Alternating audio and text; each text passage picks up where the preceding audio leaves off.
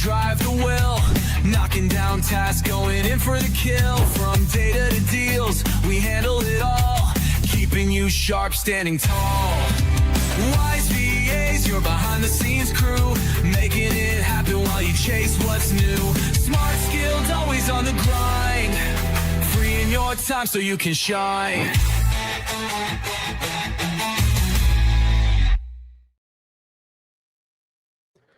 What is going on, everybody? Welcome to Leveraging Virtual Assistants, the Summit by Wise VAs. I am extremely excited to hang out here with you all. And this event is specifically designed for business owners ready to scale smarter, ready to build stronger systems, and delegate more effectively. Our goal here is to provide actionable insights for each and every one of you, for you to build a more efficient, sustainable business that does not rely on you for every single decision, that does not need you to be there for everything going on in the background. We hope this event equips you with loads of tools and tactics that are challenging you in your business today and helping you to build your business in the right way. My name is Adam Labar. I am your host for today. I am also the host of the Wisenetics Delegate That podcast. You may have seen me on there already. I am a former military guy turned entrepreneur and real estate investor. I am super excited to host this event, to help answer any questions that you have, to encourage you to take a lot of notes, to be engaged in the conversation. Please comment over on the side. Please let us know what's going on, where you're at. Let us know what questions you have. Be engaged with the people, the amazing presenters we have today. I cannot wait to continue this. On behalf of the Wise VAs team, I'd like to thank each and every one of you who are here joining us today.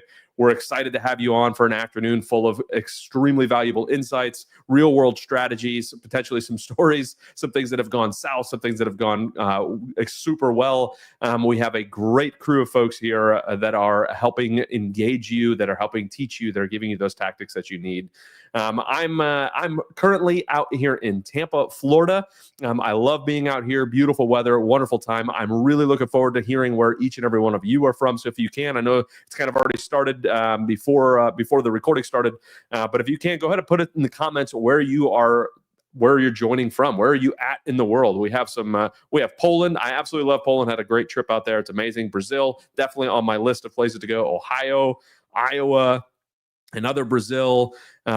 We've got California, Hawaii, another Florida. Yes, bring on the Florida. Bermuda, amazing. Love seeing it. Marcio, Tampa as well, right down the street from me. Love it.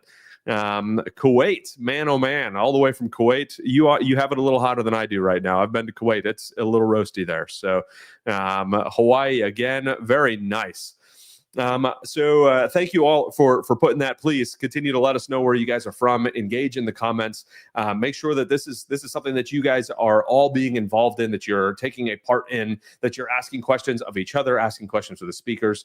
And speaking of them, I would like to thank each one of our speakers. I can't wait to dig into what they have, to hear the presentations that they have. I'm really looking forward to learning everything right alongside of you guys. I know that our speakers are going to bring the best of the events, and I'm sure they're going to add a lot of value to each and every one of you. So feel free, again, to use the YouTube chat. If you need anything, if you need help, if you have any questions, everything will be answered at the end of the presentation. I'm going to try to keep track of anything that I may be missing to make sure that we connect with every one of you when you have questions.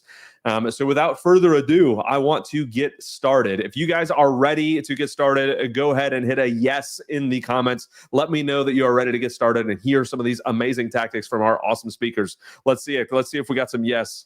Well, boy, we got some more. Joe Ben coming in from Oahu. We've got some yeses from Rachel. Fantastic. All right. Who else is excited to get this going? Anybody else? There we go. Rafaela, fantastic. All right. Well, I mean, if we're ready to go, let's go ahead and do it. So I am thrilled to introduce our first speaker of the day, Joe Ben Barkley. He is an entrepreneur and purpose-driven leader. He's founder of Barkley Industries. Joe Ben will be sharing insights on the 4 T's of giving, inspiring entrepreneurs to shift from provers to builders. I cannot wait to hear what you have for us, Joe Ben. So Joe Ben, welcome. We're excited to have you here today. Thank you. I'm stoked to be here. I'm actually in Hawaii right now, so I'm stoked to be here. I'm also fantastic. And I love your shirt. Abundance is where it is at by far. Love it. Thank you very much. I love this shirt too. My last name is Barkey without the L. So think of the bar key. We tell people. Oh, I am so sorry. I totally No, jacked no, that up. How terrible of me. Here we I tell am, the people that host, supposed to be helping get the stage rolling nicely, and I say Barkley instead of Barkey. My apologies, sir. Oh no, I've heard it. I've heard it thousands of times. The key, you got to remember that the party doesn't start till the bar key shows up, and Oh, so there we go. All right. that's I who we like are. it. No relation to Charles Barkley. I know we have a lot of physical similarities. You look similar, but Yeah. you know. Okay, I'll just set the stage here for myself. What I'm going to do is tell a little bit of story about my background. Culture is super important to us. I'm going to go through some of my fears about bringing on a VA and how that actually played out, which was totally opposite of what my fears. All my fears were either answered by Marcio or answered through the process. And then we are so stoked with the 2 VAs we actually work with. I intended to only hire 1. And of course, we ended up with 2. So entrepreneurs go. So for me, the culture we built, for me personally, my journey was a transition from a prover to a builder. And we built that culture through the 4 T's of giving. Let's see. I'm going to work on getting a smooth way to slide my notes here, but we'll soldier through. So I'm the CEO of Soccer Shots Orange County and Oahu, and I'm also the founder of B7 Foundation, which is a registered 501c3. The name came from my last name starts with a B, and then I have 5 children, so there's 7 in the family. B7 Foundation. One unique thing about me, besides my name, is that I was raised in the Amazon rainforest until I was 18 years old. In 1996, I moved to North America by myself with $15 in my pocket, and this was pre-internet. I know probably many of you probably can't even imagine what that means, but it meant that I had no clue what it was like up here in North America, and I actually had no way of finding out before I came.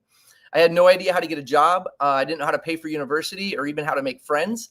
I felt like a fish out of water around this many white people. I had the skills and abilities to hunt, fish, and survive in the jungle. I could swim with piranhas. I could fit in comfortably with people who looked nothing like me. Remember, blue eyes and white skin was not a local look in the Amazon rainforest. So I did whatever it took to survive. I slept in my car, and I was even on food stamps for a while. One thing I knew for sure was that I had a unique set of skills. And if I could just find a way to translate that tenacity and jungle survival into North America, then I would be just fine. This served me well in my entrepreneurial journey as I developed into a unique and creative problem solver. That's my unique thing that I bring to my organization. So I'm here to tell you today about how I went from being a prover to being a builder. And we don't just run businesses here. We build ecosystems of impact. But I wasn't always a builder. In the early days, when we were launching, I slept on air mattresses. Like I said, I relied on food stamps. I was a prover. I was trying to prove I was capable. I was trying to win. And in many ways, I was just trying to survive. The prover energy is extrative. It takes without an intentional component of giving back. Provers often get stuck in the mindset of what could go wrong. The builders are different. And builders release control to build culture, to build the team, to build legacy. Builders create value. Builders choose the mindset of what could be possible. The turning point for me began when I redefined success. I redefined it from proving I could win to building something that was bigger than myself. I didn't do this on my own, though. I followed existing formulas with regards to process, structure, and accountability. In 2015, I read a book called Traction. I'm sure many of you have heard of it. And then I proceeded to read every book in the EOS library. And these gave me the language and the systems that I needed. Amanda, my wife, actually, because of the huge impact that EOS had on us, my wife became an EOS implementer. But it was the 4 T's of giving that gave us purpose. And culture became part of it became our product. I own a soccer company, a children's soccer company for 2 to 8-year-olds, mostly 2 to 6-year-olds. And so I always viewed the soccer as the product, but the culture became the product that I was producing. The byproduct of our defined and intentional culture is that within an industry that has a turnover rate of 6 to 9 months, I've had 5 soccer coaches stay with me for more than a decade. This is because they aren't helping us teach one more child how to kick a soccer ball. What they're actually doing is they're digging a well for a community that's suffering from a cholera outbreak, or they're scholarshiping kids that have no access to education. or they're helping us to educate another class of adults in our free sustainable organic agriculture school that we have in West Africa. So we were able to tie them into why we are a business, because the secret is teaching a 3-year-old to kick a soccer ball straight, well, fun and rewarding, is not enough to carry you through the many hard times of the kids who really challenge you and make your class difficult, at least not long term. I want to introduce the 4 T's of giving so you guys understand what I'm talking about. We institutionalize generosity within our organization, within our family, through the core value of help first. We personally define that as we don't ask if we've done enough, we simply ask what more can we do? And our help first core value is expressed in practical ways through the 4 T's of giving: time, talent, treasure, and testimony, or talk. We think testimony sounds a little bit cooler, so we say testimony. So time, we look at how do we find ways to give our time. Talent, everyone brings something unique to the table, and we try to create opportunities to use those skills. Treasure, profit is a tool. We give from our nonprofit. We give to our nonprofit from our profit within our for-profit company. That's a little bit of a tongue twister there. And then testimony or talk, we tell stories, not just about what we do, but why it matters and who it impacts. We do that early on within our own organization as coaches are coming in. We actually have them watch a video of a lot of our projects. A lot of people can say whatever they want, but when you watch a video of it, it seems to lock it in as truth. And so we have a video of impact that our coaches watch as part of the onboarding process, where they learn more about the projects that we do, and they get thank you from the people on the ground who are impacted by what we do. So here's what happened when we embedded the 4 T's into our organization. Our retention rate far exceeded our industry for coaches and leaders, for both coaches and for leaders in our organization. Actually, we all know that employee turnover is a real cost, and it negatively impacts our bottom line. We didn't need to overmanage. We built a high trust culture.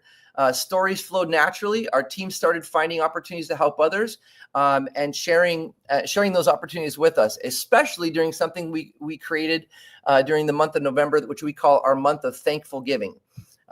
We have staff that have given food to homeless. We have staff who participated in a boots on the ground fundraiser for a nonprofit called Project Hawaii. And then our organization, through our organization, our investment in Cameroon and the community there, we started there with just a few soccer balls, and coaches supported that by helping us collect soccer balls in those early days. And it became a $75,000 a year impact by 2023. We're digging wells, scholarshiping 250 students to attend school for free. Like I said, launching the organic agriculture school in Cameroon to fight food insecurities that were caused by COVID. So culture needs containers though, right? So we built systems to reinforce our values. We use EOS, so we have scorecards and we have rocks, and we have our meeting pulses. But on a personal level, I do a monthly T-check. And I just sit down and I write out, like, how are we doing? How are we giving of our time? How am I personally giving of my talent? How am I giving of my treasure? How am I giving of my testimony? What stories am I sharing? EOS teaches us that what gets measured gets done. So I created that for myself, and it's nothing too formal or scary. I just go to my most favorite coffee shop, or here in Oahu, my most favorite acai shop. And I just sit down and I either do a mental checklist, or I have my pad of paper, usually more effective when I had my pad of paper, and I go through it. So the one that I am most drawn to most easily is storytelling, because I did it way before we had any finances that we could share. And so I never say no to opportunities. This is an example. I'm in Hawaii right now. My best friends are visiting from Florida, but I can't say no to an opportunity to share what we did in hopes that it inspires somebody to find their way of giving back. When we were building our organization, I hired based on values. We try to attract builders, not just employees. And the reason we do that is because if someone's a builder, they don't need to be micromanaged all the time, and that's exhausting. We want to hire people that have the capacity to build themselves. This is why I feel very comfortable handing components of our operation over to staff. I hire people who understand that when they execute well, it doesn't just put a smile on a kid's face in one of our soccer classes, which is important. It also, doing our job well, it improves customer retention. That improvement impacts profitability, and our profitability impacts our nonprofit work. So just communicating promptly and well with our own staff and then with our clients, it actually helps save lives, because it lets us dig more wells in the middle of cholera outbreaks. And so our why is woven through everything. Every time I speak in front of the company at our events, every time I interact with our staff, and we ebb and flow. We're a seasonal job, and so we get up to, our max was about 71 employees, and then we shrink down to sometimes around 50, and then back up to 71. So my job is to lead culture and to deal with people issues that come up. But a lot of our people issues are taken care of by making sure on the front end that we're hiring people that are really tied in and bought into what we're doing. Culture starts at home, and the 4 T's show up in our family, not just in our organization. I have 5 children, and I get excited when I think about the impact that 5 kids raised in this environment can have on the world. Our kids know the why behind what we do. None of our kids have to follow our path regarding what we do. I don't think as parents we should be pressuring our kids to do exactly what we did. They all got to find their own path. But by being very intentional about showing them our why and talking about our why, it helps them to understand how rewarding and fulfilling whatever path, what they choose can be when it's based on something that's much deeper than that. So we're very intentional about making sure that our kids understand our why, and that they can execute their why within any what. Our home is shaped by generosity. We host people as often as we can. We give together. We serve together. We aren't just running a business. We believe that we're building 5 future builders. That's part of my wife and I's job as parents. Our hope is that our children and each of our employees understand the why behind what Amanda and I do, because we want them to feel total freedom to find their own what after us or while they're with us, supported and based on the why that drives them and motivates them. So success isn't a scale, and it isn't a multiplication, it's a duplication. And, I think we can all execute the what a little bit differently within our organization. As long as the consistency of the why is there, then we will be duplicating the experience over and over again with a slightly different flavor from each one of our employees. The success paradox to me is that the more you release, the more you gain. Builders give away what provers hoard: credit, power, money, attention. The ripple effect of culture outlives the founder. And I believe that that's the legacy. So my encouragement as I close a little bit of the T's and transition soon to VAs and what my experience has been, is to start with just 1 T. Figure out what T you can do today. We definitely could not participate in the T of treasure, of giving treasure, for a very long time. It took a long time for us to get profitable and to have enough to be able to share, but we could share in many ways before we had the resources and the finances to do it. So sharing a story to reinforce your why and encourage other people to find their why. Set a 90-day goal. What T will I give in these 90 days? And don't wait for perfect clarity. Builders build while they're learning. We see that, and we've experienced that all the time. So I want to talk to you. I want to shift gears a tiny bit and talk about overcoming virtual assistant anxiety. So for me, overcoming virtual assistant anxiety, for me, EOS teaches us the importance of both right person and right seat. And so personality and aptitude testing, they can give us a good idea about right seat. Do they have the capacity to execute the role? But only you can really find the right person. And you can only do it if you know why you're in business, and then find a way to share that in an invitation with your staff and your employees. So my fears were, how could I possibly hire a VA in some remote part of the world? Well, fortunately, Wise VA solves the how. And then the second fear or anxiety I had was, how can I possibly hire a VA who will get what we're doing, who will understand the DNA of why we do what we do, And my friends, that's your responsibility. So for me, I wrestled with these. It was my first time working with VAs ever in my life when I hired through Wise VAs. And so I told them exactly what I was looking for, and I got the perfect fit capacity wise. And then we had a conversation, had an interview, and I felt very, very comfortable and confident that I had someone that understood why we were in business and what we were trying to execute in order to fulfill and sustain that why. And so I want to share with you a conversation. I wrote it down. I have it here. I'm gonna read it so I don't mess it up. But I wrote it down last year at the end of our first year working with our VA. We did a 1-year check-in where we just did a one-on-one. We really want our VAs to feel a part of our team. And so just like with everybody else, we get a little one-on-one with the founder, the CEO, the owner of the company. And as our meeting was coming to a conclusion, this is what my VA said. She said, "I have to share one more thing with you, Joben. My dream has been to help children in Africa. It's a silly dream." Wait, hold on. I scrolled too far. Hold on. I want to get it just right. She goes, "My dream has been to help children in Africa. It's a silly dream. I'm a girl from Brazil. How do I possibly help children on the other side of the world? Today, I have a job that I really enjoy doing. But what really makes it special is that I know that when I do a really good job, I'm not just helping a good company do well. I'm actually helping children in Africa by helping more wells be dug to fight cholera, by helping scholarship more children to go to school for free, and by helping more families learn about sustainable farming. I am really glad that I have this job." That, my friends, is why we consider our VAs to be an integral and integrated part of our team. They're not just a workforce that we can rely on to do their jobs well. They are team members who are genuinely rowing with us in the same direction because they know our why and have made our why their why. They are both right people and right seat. When you know your why and you know how to articulate it, then you can partner with Wise VAs and get the right people into the right seat.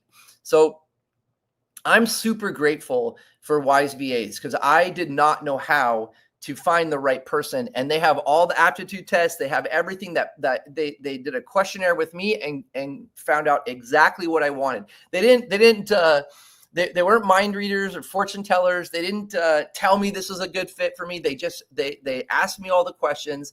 I told them through those answers what exactly I was looking for, and they found that skill set for me. And then it was my responsibility to make sure that they were a right person for our organization, as is always the case. And so the purpose of life to me is not to prove. The purpose of life is to build, and there's so much freedom in that. If you spent years proving, don't worry, you're not alone. Almost all of us start there, but all of us can shift. And all of us could start building today. And when you do, I promise you, the right people will follow. Like I said, in an industry with 6 to 9 months of turnover, I have 5 people that have coached with me for more than a decade. And to understand coaching, this is a college type job where you work it around your school schedule. It's very part-time, but I have people that have arranged their school schedules to work full-time. I had a coach with me for 10 years who only gave me a couple hours in his first season with us. And then the next season he walked in, he said, "I'm taking all night classes. I want to be available all day. I want to do more of this." And so in a very transient industry that I'm in that hires a lot of college age kids, we're able to have a core that's has stayed around for a very long time. And we all know that retention is it's not just a convenience. It's a marker of profitability as well, because it is expensive turning people over. So I want to leave you with 3 questions, and then I will turn this back to our host, and I will answer any questions that come our way. But I want to leave you with these 3 questions, and I want you to write them down if you have a pen and paper. And then what I do on the most important one is I put a great big star beside it. So since I'm going first, we'll say this is the most important part of the day so far. Just put a great big star by it. And these 3 questions: what tea is most challenging for you to give? That's question number 1. What tea is most challenging for you to give? All right. And then right beside that, part B is, what tea could I start executing today?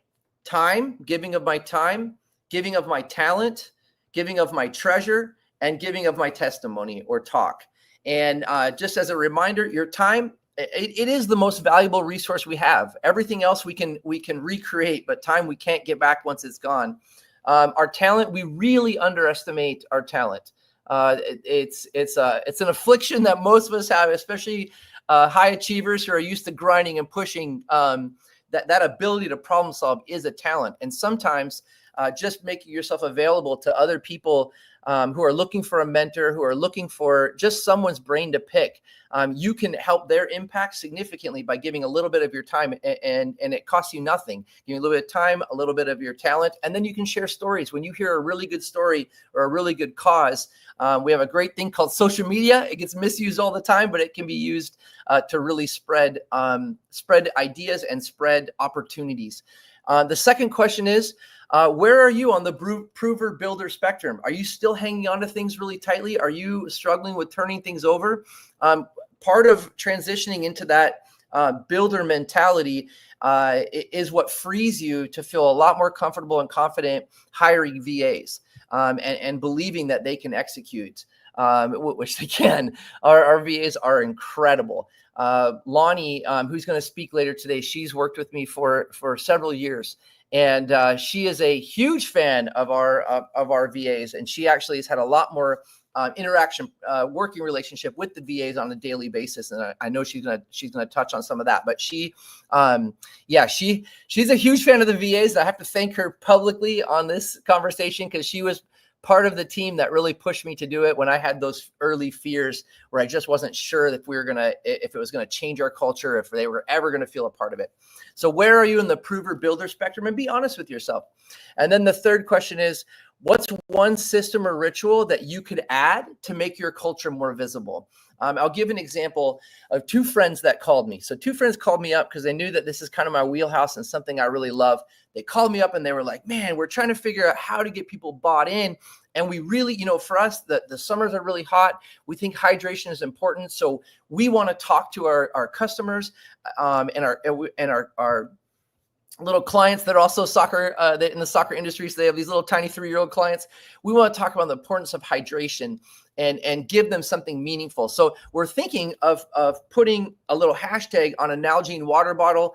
That'll tell you this a few years ago. Nalgenes aren't as popular anymore, but they wanted to put a hashtag on there and give them out to all their coaches with the agreement that the coach would take some pictures and post them on their social media about the importance of hydration. And so I said, that's great. And you should definitely do that. And what if you also partner with an organization that digs wells? It costs you maybe $5,000 and you could sponsor a well in a remote area and you could end a cholera crisis for a community. What if you did both? Not or, but you did and. How impactful would that be? And so I want you guys to think about what are ways that you can put your why out, maybe right on your chest or right on your sleeve. Abundance. Put your why out there and invite your organization into that why. Create that emotional impact that is lasting and that is really worth fighting for. So those are my 3 questions. Which T is the most challenging for you to give right now? And then which one's the easiest? Which one could you do tomorrow as part B? And then number 2, where are you in the prover builder spectrum? And be honest with yourself. And I encourage you that moving towards the builder side, that's where the legacy is, because the legacy outlives you. And then the third one is, what's one system or ritual that you could add to make culture visible? So that's my talk about VAs. Jump back in, ask any questions. Ben, that was awesome. I really appreciate you jumping on, and I can hear the passion you have for what you do coming out as you're speaking about it.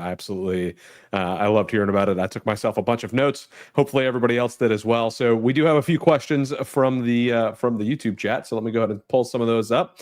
What is the biggest differences from Adrienne? What is the biggest difference between prover and builder? And how did the shift in mindset influence the way you ran your company?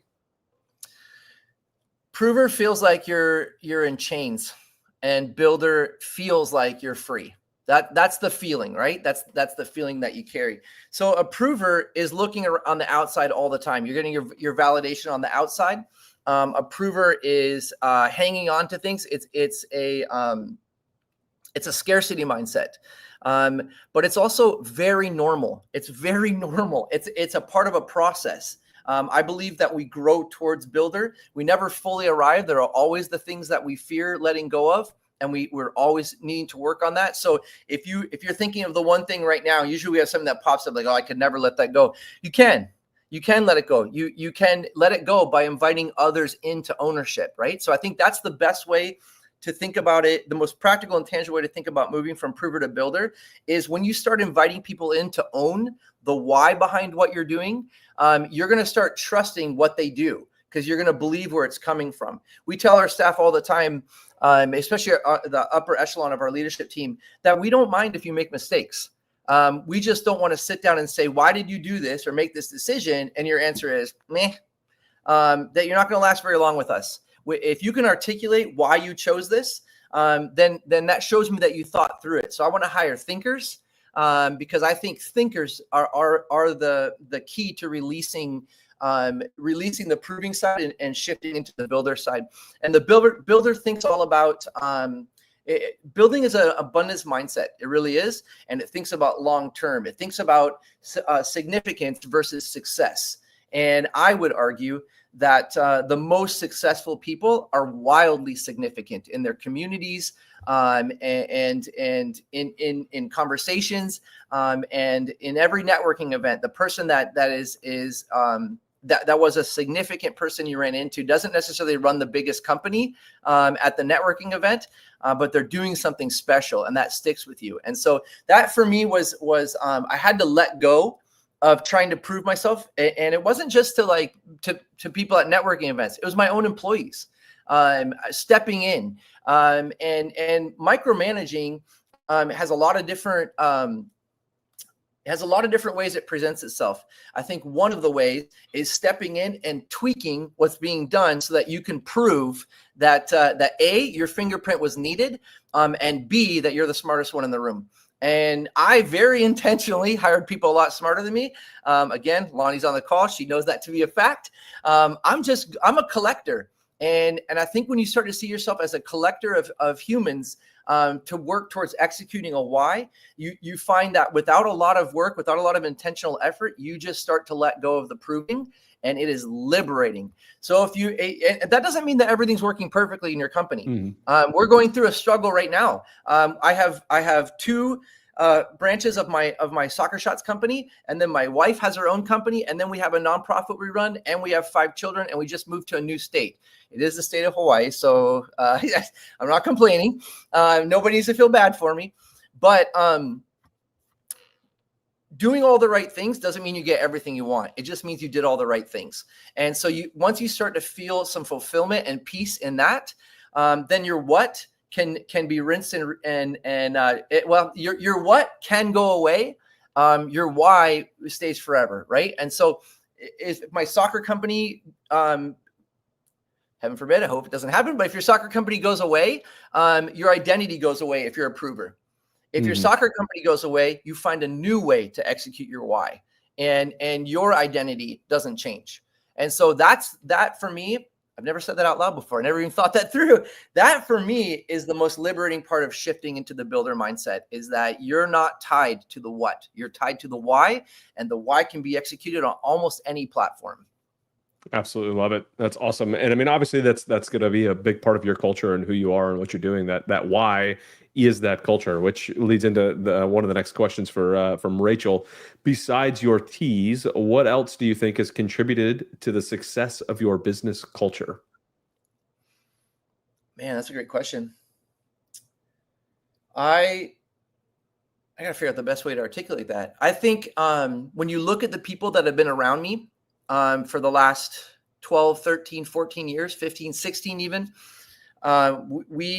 we build a culture that attracts the right people. And so I think the people we've attracted have been the reason why the business has been successful and significant.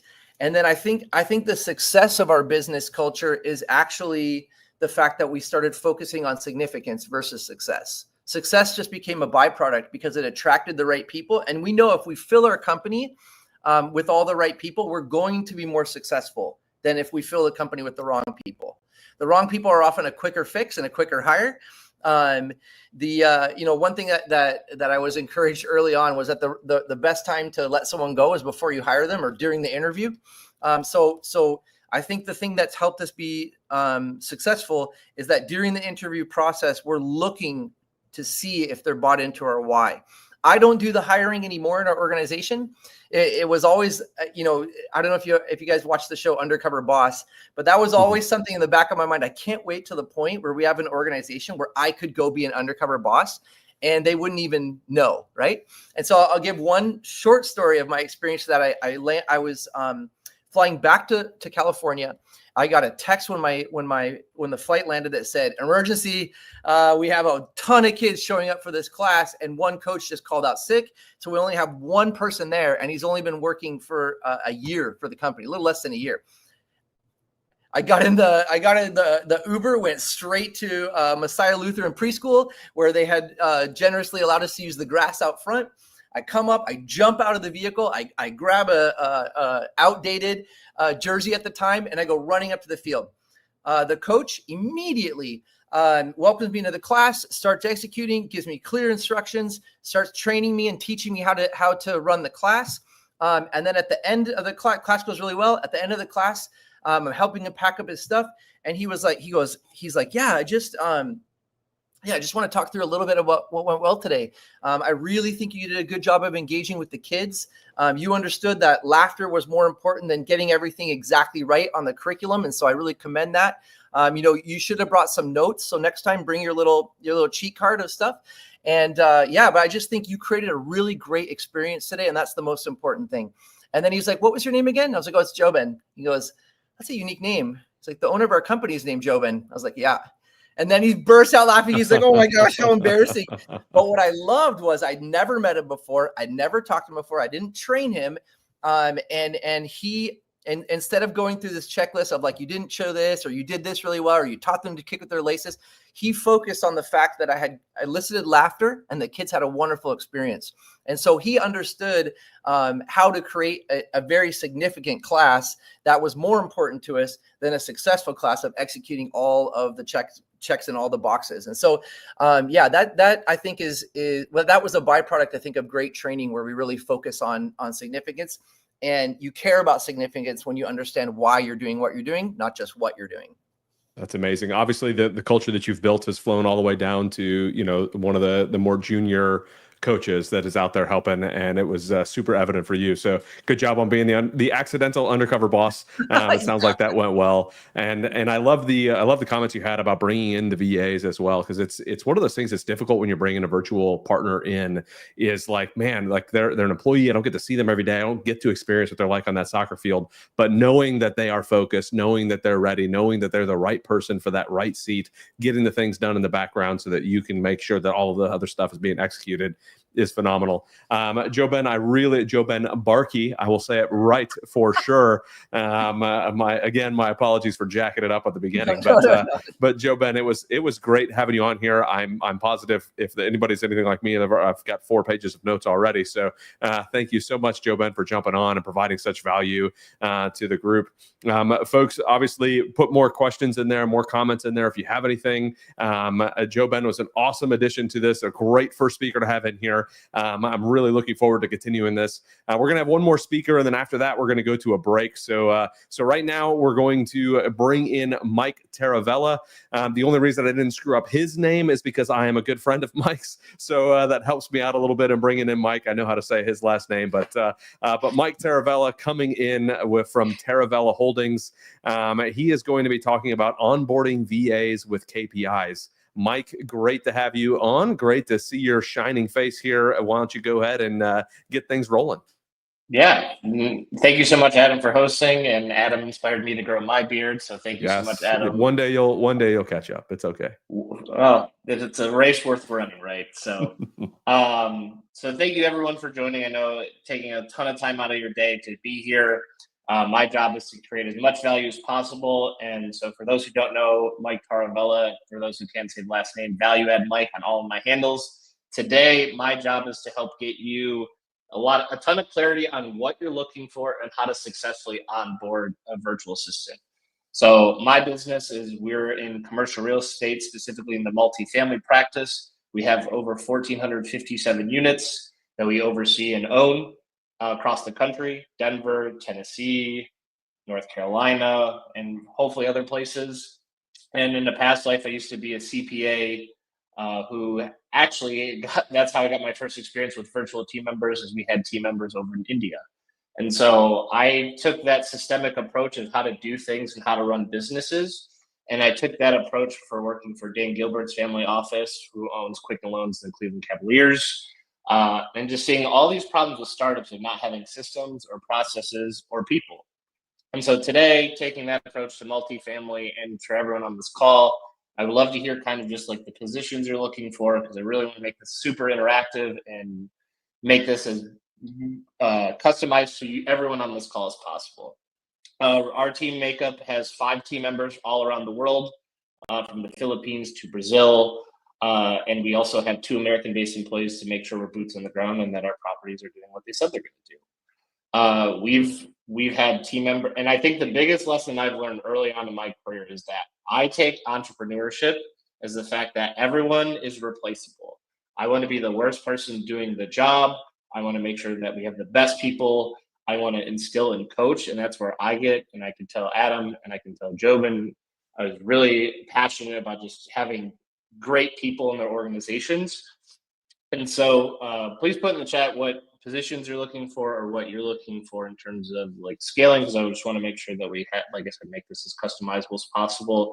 And so the first step of onboarding a VA or any team member is back in the planning phases. So I want to make sure that you're doing a brain dump of all the tasks that you hate doing, or the tasks that's been on your to-do list for way too long and you haven't done it yet. Because these are the tasks that you need to be delegating down to someone else. And it's super important that you consistently understand this, consistently grow and scale, because you need help. You know, there's talks of AI, talks of, you know, Wise VAs and their phenomenal service. And I have 2 team members from there. I'm looking to grow and continue to scale.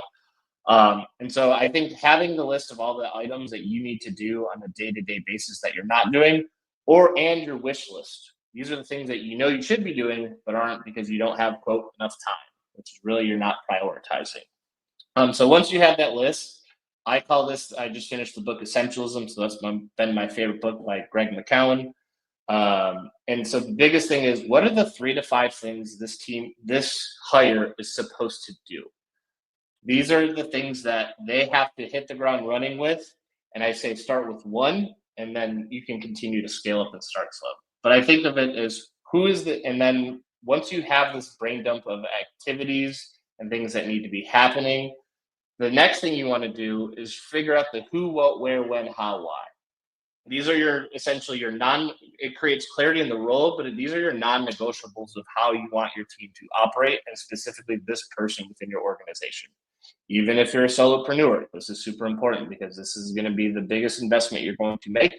And I say that not to scare you, but to continue to invest in yourself as a human and creating the culture of a team. So who is this? What is the role on their team? Is it an executive assistant? Is it an analyst? Is it an acquisitions person? Is it an asset manager? All of these positions that are super vital. And I've had a lot of owners and had a lot of business people are shocked when I tell them every facet of our business is ran by someone who's overseas, not because of it's a virtual assistant, but these are valued team members. I hate the word employees. I hate the word like VAs. I call everyone a team member because I don't care where you are in the world. You can be able to execute the job and take over the world with us. So the next one is what are we going to be doing? What does done look like for this specific job? Where are they going to do it? And that's a function of not location, but are they going to email me in Slack? Are they going to update our Asana? Are they going to email a client? Creating tools like Missive is probably one of our most used tool, which is a team organization for emails, so that you can create comments, and it allows organizations based on channels. So for us, we do it by property or by business function, and it's been the best tool ever. And then the next question is when. When are they going to be available to do it? When is the expectation they're going to get these things done? And so that's why it's super important that you continue to have these check-ins, because I think also we'll talk about just kind of continue to grow and scale is the training component. How? These are the tools that we talked about, or even how to do the task. How do I do this? What does done look like? How do we get this completed? And I think the most important question when we're onboarding VAs is describing the why. A lot of the biggest myths that I've seen in when hiring people, hiring virtual assistants, hiring team members is if I hire, every book has this, if I hire this one person, my life gets exponentially easier. And it's not the case because they don't explain the why. If you give people tasks and don't explain the why behind it, it detracts from just like a job. You're not explaining the mission. You don't explain how important this is to the mission. And so therefore, there's no real like excitement and juice and understanding for it. For example, our most recent, our newest hire that we're looking for is an analyst for asset management. And so we spend the first week doing the same report so that by Friday they are ready to go and can complete it one time. And so the reason that we tell them and we haven't practiced so much is because that one report is how everyone on our teams makes business decisions. So we create looms to show a video of it. We also create written for Slab. And so when you're in this process of just getting clarity of what you want this person to do, it is so impactful that you just have this like clarity, because then you have peace of mind. And I've ran through this wall a million times where I have an executive assistant who's doing my email, my calendars, this, creating Instagram posts. And then I can't judge them on how well they are doing as a team member because there's not repeatable tasks. They're not set up for success. And it's just a very challenging process through it. So I think that's just super important that you just have that clarity within it. I think some of the other kind of myths that happen when it comes to onboarding VAs is start slow and ramp up. So for that weekly report that we literally have them practice the first 5 days. Like day one, it's like, here's our tools, here's our system, here's the rules of practice, our culture. And we allow everyone to have questions and they can see all of what we have. Fathom record every single call so that they can be in the know and they want. And I just want to create radical transparency. It's a Ray Dalio piece from the book Principles. But I want everyone to know as much as they want because knowing is caring. On top of it, legally, it has helped us prevent 3 lawsuits and has helped build a case for 2 lawsuits. Not saying we're litigious, but sometimes property managers as head of those don't do what they say they're going to do. And so we just want to make sure that we ramp up and create this very slow beginnings and create success for them because it's a lot. Sometimes there's language barriers, sometimes there's cultural barriers, sometimes there's job barriers. Also, I think another component is it being virtual creates a lot of I don't want to bother you culture. And so I flood our team with support. Our Filipino analyst overseas on the acquisition side, we would have 2-hour meetings for the first 6 months, Sunday through Thursday. So he knew exactly what he's doing because we were having him work our nights because the thought would be I call brokers during the day, he reviews them that night, and then the next day we review the meeting, review his underwriting and his work to make sure he's doing it correctly or what we need to adjust. And then he had the recordings of the meeting to review that so if anything else happened. And so when you're onboarding your first person, is continue to be a support for them on how to do those things. And so then the next thing is just, I think this is where you get to the KPIs, right? So when for our analysts or even executive assistant, I think there's a big thing of do my inbox versus inbox 0. I know Marcio preaches that, right? Doing your inbox, there's a lack of clarity when it comes to that. There's a lot, it's not a very good KPI because it's like, what do I do? Do I respond? Do I draft? Do I complete the inbox? And Dan Martell has an amazing book of Buy Back Your Time of the fundamentals on it, of like the inbox. But have them do that one thing for over a week so that they can master it, especially when it's something very subjective when it comes to emails, because there's a lot of nuances with that. And then the next thing, once we have the inbox, then the next thing is the calendar. Making sure that not just managing the calendar, but making sure there's 0 double bookings. There's enough time for like my personal activities. As my team members know, I'm on vacation right now, and they've yelled at me every single day this week for working and chiming in on Slack, which I appreciate because that's the culture. And even on our quarterly planning meeting, the biggest concern they had was our bosses or our team leaders are working too much. But my job as the owner is to create as much support for them as possible. So for our executive assistant, the biggest things that we have right now is the inbox to start inbox 0. Then the second one, KPI, is no double bookings and making sure that the critical events are booked on time and correctly and accurately. And then the third one that we didn't even think about doing when I first hired this person was having a weekly newsletter for all of our investors. That marketing, and for our business, we need to keep our investors warm and in the know of what's going on so that when we have a deal, we can raise money from them. And so by having just this milestone metrics of what success looks like in the role, they continue to learn and grow. And there's a whole other avenue of marketing that me and this team member, we didn't fully have when we started, but as he saw it fit in the business, like, this is a super important thing we need to do. And that created a ton of knowledge with that.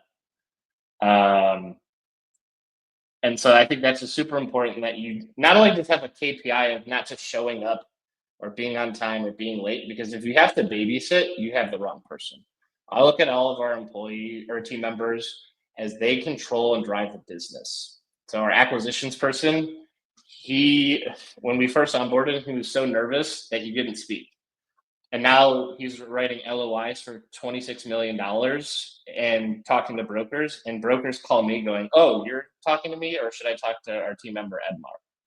Our asset managers are owning the business, and they get mad when I hop on the call.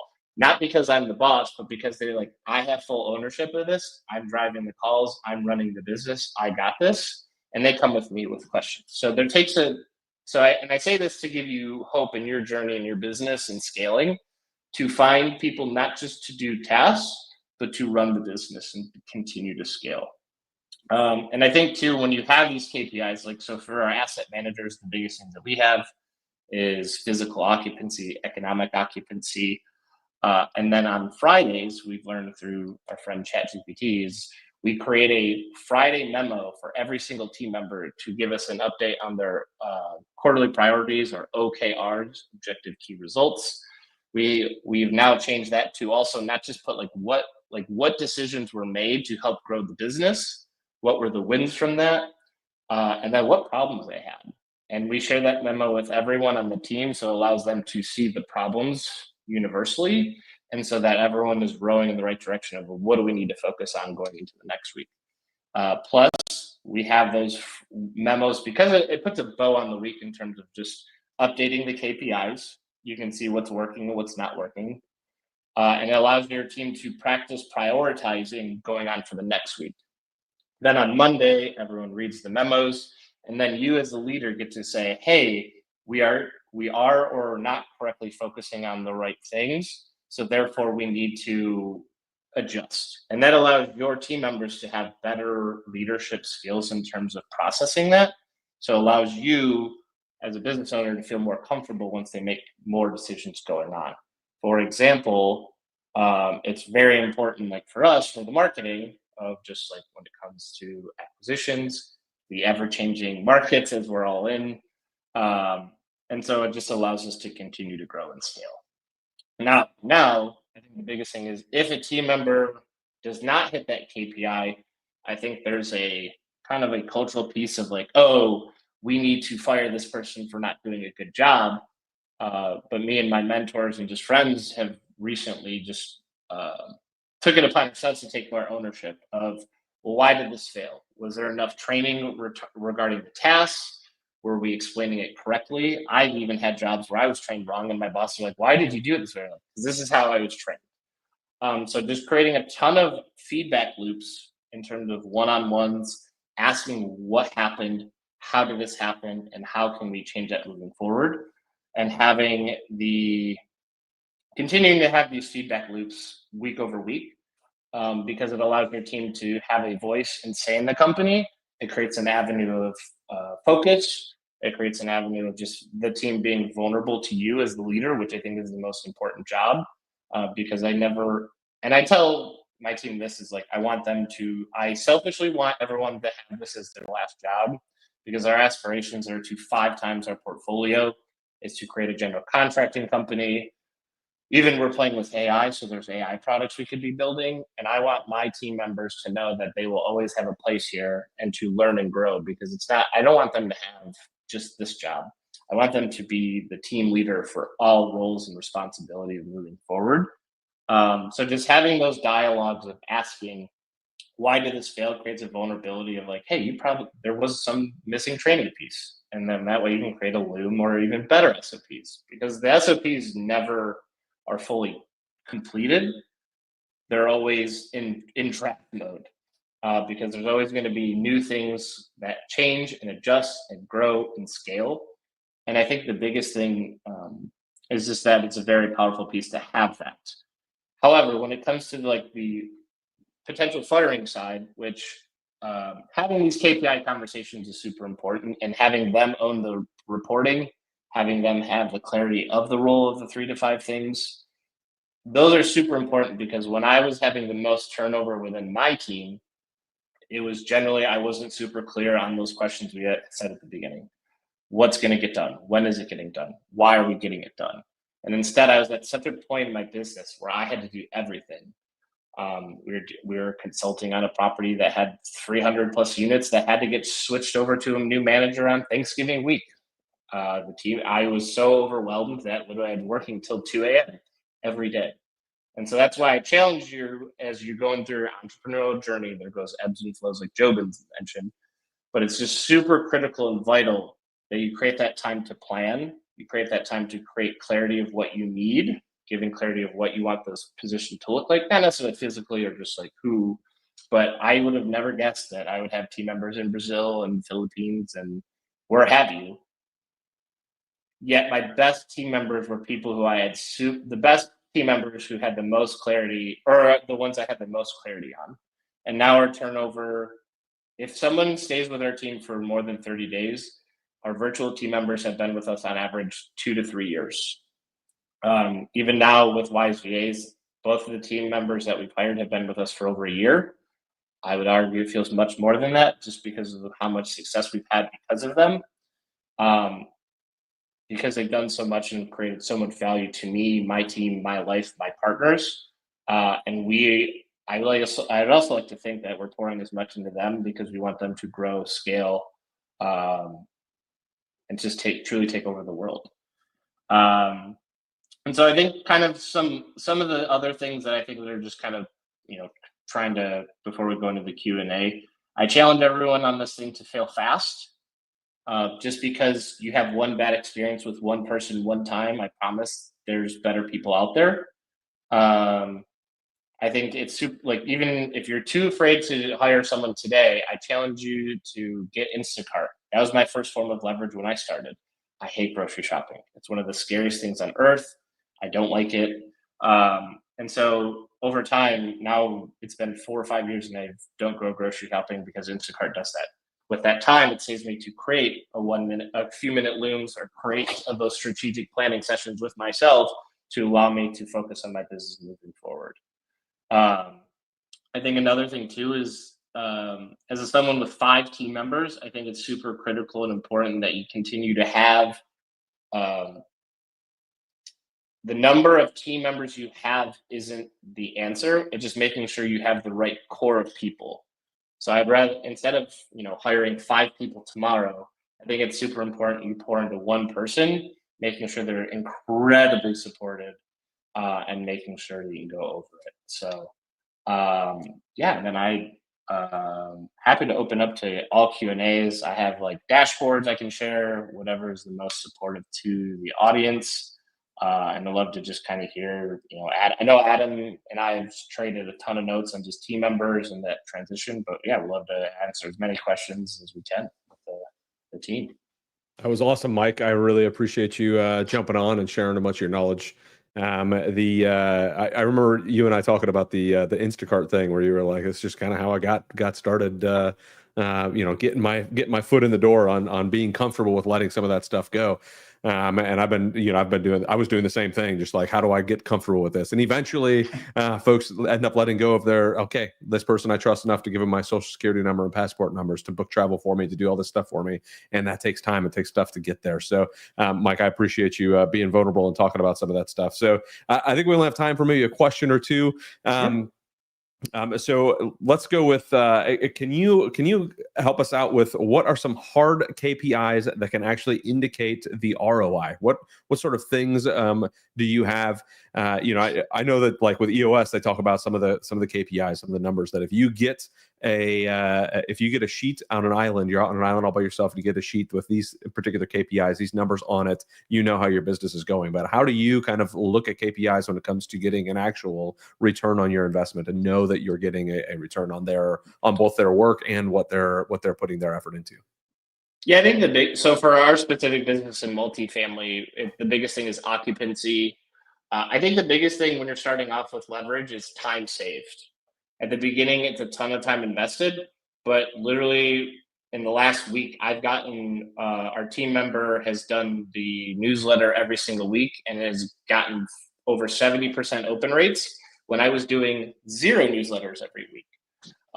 For occupancy, it's just continuing to make sure that number is growing. So I think when we're starting off, hours saved, and just making sure you're continuing to grow in terms of like, is it a revenue number in terms of leads in, people responding to your marketing? Is it revenue? So it's very specific to your business role that you're hiring for. But I think it's just important when you're starting off is hours saved. That's where the Instacart, the TaskRabbit, those are the times where you can save a ton of time and create leverage for yourself very quickly. Absolutely love it. It's one of the things I try to explain to people. I said the return on investment on bringing in more team members is not always just like, okay, this team member earned me an extra $10,000 this month. It could be they bought me back a bunch of time, and my time is worth $1,000 an hour. So if they bought me back 10 hours this week, then they made you $10,000 this week, right? So it's one of those you have to realize, not to mention the stress that gets off your shoulders, that you don't have to worry about writing those newsletters. You don't have to worry about, it's one of those things that I talk to people about with investors. I hate sending investor emails. I was always wanting to do it. I just don't like doing it. I'd rather go and do the work and not send the email. So if you could take that off your shoulders, get rid of the things that you don't want to do. So I love that you set that up at the beginning. What are some of the things that that need to get done in your business that you're not the person that needs to be doing it? Start delegating that stuff out. What's that? Well, even AI, right? I make all of our team practice an hour of AI and implementing it in their silos, and then coming back to learn, because now you're getting the leverage of them teaching you things, and then everyone works even better and faster with it. Absolutely. And if each one of your team members are doing that and looking at what they can do to leverage AI for their job, even better. You guys are all going to be accelerating. So, Mike, thank you again very much. Value add, Mike. You lived up to your name for sure today. So thank you so much for adding a lot of value to the crew here. So everybody that's watching, just a quick heads up. We've got an exclusive offer just for you. There is a QR code that should be popping up on your screen. There it is right there. Go ahead and scan the QR code on the screen. Book a free strategy session with Wise VAs and get 10% off your first month of a 40-hour VA. Don't miss the chance. Go ahead and scan it now. Get your 10% off. But for now, we're going to take a quick 10-minute break, military time. Remember, I'm a military guy, so we're going to be back on in 10 minutes. So please do not miss it. Come back. I'm really looking forward to the next person as well. So you have a quick 10-minute break, and we will see you all then. Thank you. Do you feel overwhelmed with mundane tasks that eat up your valuable time? It's time to reclaim your schedule and focus on what truly matters. Get your time back with elite remote talent without the time zone hassle. Delegate $10 an hour tasks to focus on more $1,000 an hour tasks. Schedule your free strategy call at wisevas.io. Hey guys, Andrew Freed here. I just want to let you know Marcio runs a fantastic operation. He helped me find a killer financial director. He's also looking for a couple other roles for me right now. Does amazing work, really incorporates some high-level hiring practices to really excel. You're fine, really great strategy. So definitely give him a hire. Fantastic resource. From strategy to admin, we do it right. Keeping your world running day and night. Wise VAs making your business shine.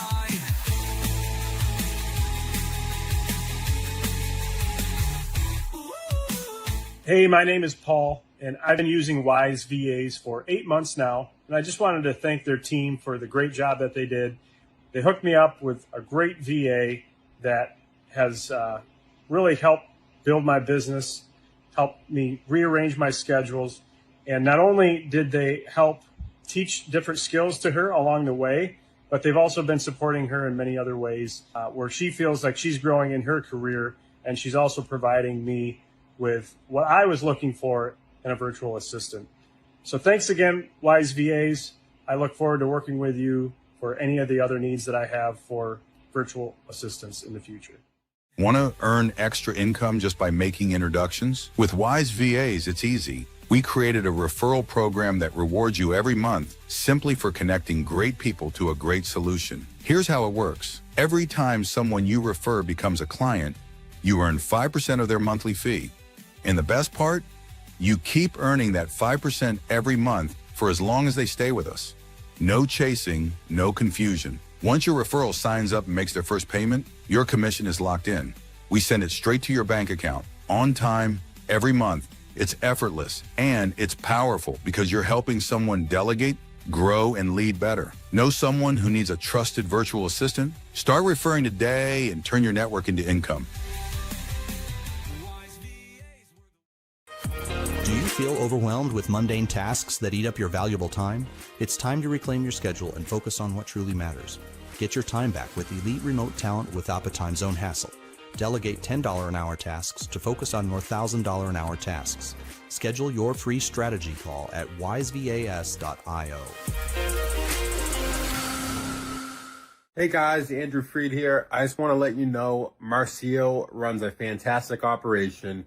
He helped me find a killer financial director. He's also looking for a couple other roles for me right now. Does amazing work, really incorporates some high-level hiring practices to really excel. You're fine, really great strategy. So definitely give him a hire. Fantastic resource. From strategy to admin, we do it right. Keeping your world running day and night. Wise VAs making your business shine.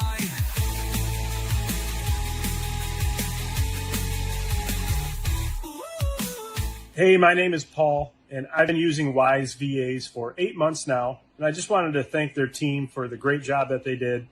They hooked me up with a great VA that has really helped build my business, helped me rearrange my schedules, and not only did they help teach different skills to her along the way, but they've also been supporting her in many other ways where she feels like she's growing in her career, and she's also providing me with what I was looking for in a virtual assistant. So thanks again, Wise VAs.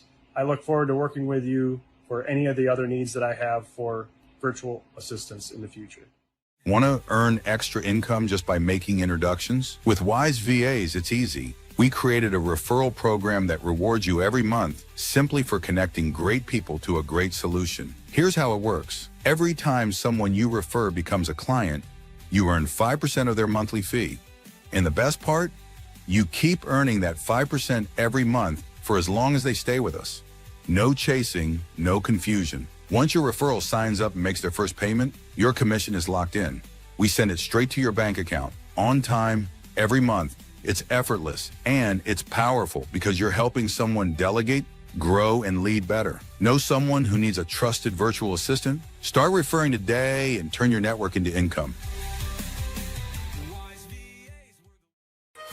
Do you feel overwhelmed with mundane tasks that eat up your valuable time? It's time to reclaim your schedule and focus on what truly matters. Get your time back with elite remote talent without the time zone hassle. Delegate $10 an hour tasks to focus on more $1,000 an hour tasks. Schedule your free strategy call at wisevas.io. Hey guys, Andrew Freed here. I just want to let you know Marcio runs a fantastic operation. He helped me find a killer financial director.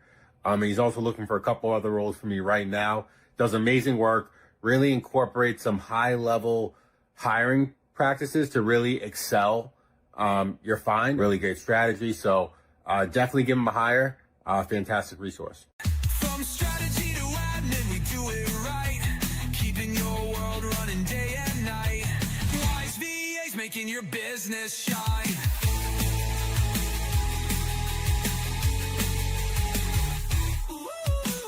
Hey, my name is Paul, and I've been using Wise VAs for 8 months now. And I just wanted to thank their team for the great job that they did. They hooked me up with a great VA that has really helped build my business, helped me rearrange my schedules. And not only did they help teach different skills to her along the way, but they've also been supporting her in many other ways where she feels like she's growing in her career, and she's also providing me with what I was looking for in a virtual assistant. So thanks again, Wise VAs. I look forward to working with you for any of the other needs that I have for virtual assistants in the future. Want to earn extra income just by making introductions? With Wise VAs, it's easy. We created a referral program that rewards you every month simply for connecting great people to a great solution. Here's how it works. Every time someone you refer becomes a client, you earn 5% of their monthly fee. And the best part? You keep earning that 5% every month for as long as they stay with us. No chasing, no confusion. Once your referral signs up and makes their first payment, your commission is locked in. We send it straight to your bank account, on time, every month. It's effortless and it's powerful because you're helping someone delegate, grow, and lead better. Know someone who needs a trusted virtual assistant? Start referring today and turn your network into income. Do you feel overwhelmed with mundane tasks that eat up your valuable time? It's time to reclaim your schedule and focus on what truly matters. Get your time back with elite remote talent without the time zone hassle. Delegate $10 an hour tasks to focus on more $1,000 an hour tasks. Schedule your free strategy call at wisevas.io. Hey guys, Andrew Freed here. I just want to let you know Marcio runs a fantastic operation. He helped me find a killer financial director. He's also looking for a couple other roles for me right now. Does amazing work, really incorporates some high-level hiring practices to really excel. You're fine, really great strategy. So definitely give him a hire. Fantastic resource. From strategy to admin, we do it right. Keeping your world running day and night. Wise VAs making your business shine.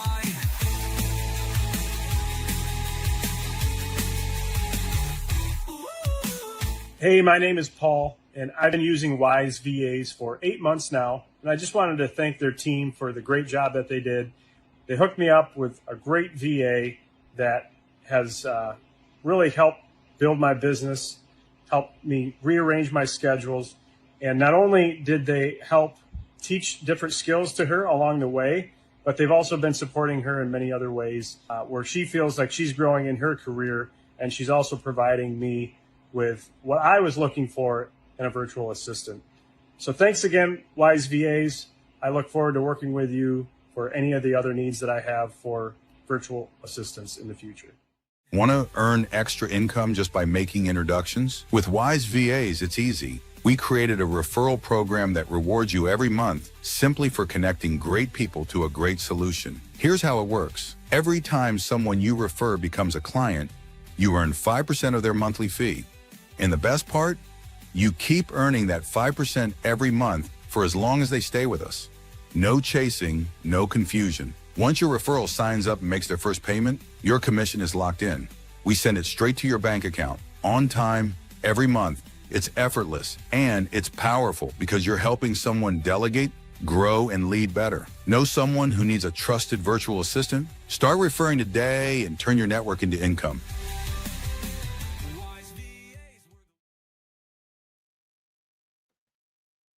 Welcome back, everybody. Hello again. Really excited. I hope your break was wonderful.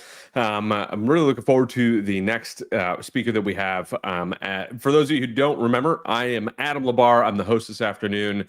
I hope you are ready, excited, have another fresh page of notes ready to go, your pen and paper ready. I'm really looking forward to introducing Corey Robinson for the next presenter. We're going to have a Q&A session afterwards as well with Corey, just like everybody else. If you have a comment, a question, please leave it in the comments. We will be ready and raring to answer your questions. I'm really looking forward to it. So please, let's welcome Corey Robinson to the show. Corey Robinson is from Wise Scale, and he is going to discuss the power of virtual professionals. So Corey, great to see you. I mean, this is like the third time we've talked this week, so fantastic. Great to have you on here, brother. Yeah, Adam, how's it going? Glad to be on. Excited to talk about it. Yep, really looking forward to having you on. So I'm just going to go ahead and hand it over to you. So go ahead and hit present, and let's make it happen. All right, so see if I can figure this out. There it is. Can everybody see that? I'm going to take that as a yes. So, yeah, I appreciate the time, everybody. I've been using virtual assistants for virtual professionals for quite a few years now, about 3. And I have been able to kind of source talent from all over the world, which has been really helpful for me to leverage back my time. Today, I'm going to talk a little bit about everything that I have going on, and then some tactical ways that I use global team members to gain back leverage on my time, but also how I use them to support my teams at large. So about me, so I am an executive still. So I work a W-2. I also have a couple of businesses, and Wise Scale being the number 1 business today. And that's a fractional COO business, but I also operate, own, and run 12 Batteries Plus franchise stores, and have a real estate portfolio that we are about 125 units now. And none of this would have been possible without learning how to leverage virtual talent and having the discipline in order to make sure I set them up for success. So what's been going on? We've been scaling multiple companies in succession, so one after another. Today, we have about 10 active entities across a bunch of different industries. And there's a few key areas where we use, global team members to come in and support our team and help drive certain areas of the business, whether that be for me personally or whether that be admin or finance functions or marketing functions within each of our operating entities. So what it has done for me, right, it's given me time back to focus on strategic pillars, and it's also allowed me to do more, right? I think a lot of people buy back their time and take that time. I turn it into more action and more things to chase after. And so that has been kind of the name of the game for me. Right. Obviously, there is the obvious elephant in the room, right? And that is the cost associated with putting people in place. We are all very hesitant to add headcount when it comes to our businesses. It drops the bottom line. What I have found is, not only is the return on investment huge when we are thinking about global team members, but their skill set is complementary to those team members that I have here in the U.S., where I have team members that are very focused on customer relations and getting out and driving things. My global team members really focus on organizing and having the discipline to make sure that things are put in the right place and that everything is being tracked and accounted for in the way that it should. And that combination really allows us to scale and grow. So let's talk a little bit about how my team today is currently structured. So for me, I have an EA essentially that helps run my day-to-day life. So there's a personal assistant for myself, and that person really not only manages my inbox, my calendar, responses, follow up on stuff that my teams need, but they handle my personal finances and a lot of my personal affairs. What that does is gives me a tremendous amount of time back. If you think about how much time you spend in your inbox and on your calendar and just making doctor's appointments and things like that, it takes up a tremendous amount of time. And so for me, being able to outsource that, I've been able to focus on so many other things. And it has, freed me up to tackle all these different ideas and businesses and all these things I want to go after. So that EA has been, was the first step that I took, which is the first step most people take into hiring a virtual assistant. And I did that a few years ago. Next, finance and bookkeeping. finance and bookkeeping is one of those things that it's really expensive to hire somebody like a finance manager, a finance director, and a bookkeeper, and all of the talent that you need to operate a larger business, right? The financial complexities and the time that it takes to keep your books tight and clean gets very expensive. And so what I have found is that there's a ton of talent out there around the finance and bookkeeping piece. Today we have we use a third party accounting firm, but we have controllers that are global in nature in between. And they also do some HR related functions. And then our commercial sales team. So for my Batteries Plus business, we went through a reorganization to focus on our commercial sales strategy, so our business to business strategy. And one of our key hires, so our new head of sales and marketing actually came from Wise VAs. Marcio's group went and sourced a very talented, very senior sales and marketing executive out of Brazil. And he is working with our other global team members to set up our new commercial strategy to drive our business to business sales pipeline. And that team, with the exception of one, is all virtual, right? So we have a team, I think, of 7 now, and only one person based here in the US. So we are seeing a lot of growth in that area. Marketing and SEO, setting up websites, running social media, running SEO. All of that stuff is outsourced as well. So none of that is done here in the US. It's all through virtual staff. And then lastly, project manager. So with everything that I have going on in my life, what I have found is I need somebody to help just keep everything out in front of me. While my EEA takes care of a lot of the tactical day-to-day things in my life and does keep many things in front of me, that project manager really kind of sets me up for success and helps drive things with my team. So if there are initiatives that need to be ran, that person kind of watches the full cycle of that and ensures that that work is getting done. It really acts as me, as the CEO essentially of a lot of these initiatives. And that allows me to just kind of jump in and help drive accountability, help develop my senior leaders, and help me have just really meaningful conversations with my team as I'm super busy, and keeping track of all these things the way that they need to be kept track of is really hard. But with that virtual project manager, between them and the EA, I just leverage them so much, you get so much more time back to do other things. So, this talks about one of my VAs, essentially runs my life. It runs my calendar. She runs my financial oversight. So all of my internal financials. So, think about my personal bank accounts. I think VAs get this bad rap about security, and people worry about them having access to their personal information. We use tools like 1Password to ensure that, they're only getting access to certain information and information that we want them to. But at the end of the day, we have found that they're very trustworthy. They've been really good to work with, and I don't have to worry about paying my bills or budgeting or setting money aside or paying for a vacation. That person really takes care of all of that. And with launching Wise Scale, one of the things that I've done is I've really put a lot more time back into education and development, just to kind of build up my credibility within the fractional COO business. And so I've been taking classes at Harvard and at Wharton, and I'm looking at getting an MBA, and we've kind of mapped out a plan on how that would work and how somebody on my global team can help me do that, right?